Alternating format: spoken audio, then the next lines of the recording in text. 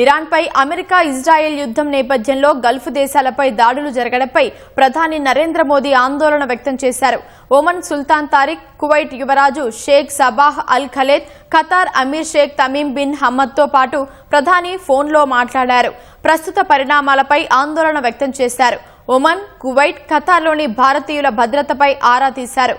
అటు ఇరాన్ యుద్ధంపై విదేశాంగ శాఖ ఆందోళన వ్యక్తం చేస్తూ ప్రకటన విడుదల చేసింది. పవిత్ర రంజాన్ మాసంలో గల్ఫ్లో పరిస్థితి దిగజారడంపై ఆవేదన వ్యక్తం చేసింది. ఈ ప్రాంత భద్రత, స్థిరత్వంలో కీలక వాటా కలిగిన సమీప పొరుగు దేశంగా ప్రస్తుత పరిస్థితి ఆందోళన కలిగిస్తోందని పేర్కొంది. గల్ఫ్లో దాదాపు 1 కోటి మంది భారతీయులు ఉన్నారని, వారి భద్రత, శ్రేయస్సుకు అత్యంత ప్రాధాన్యత ఇస్తున్నామని వెల్లడించింది.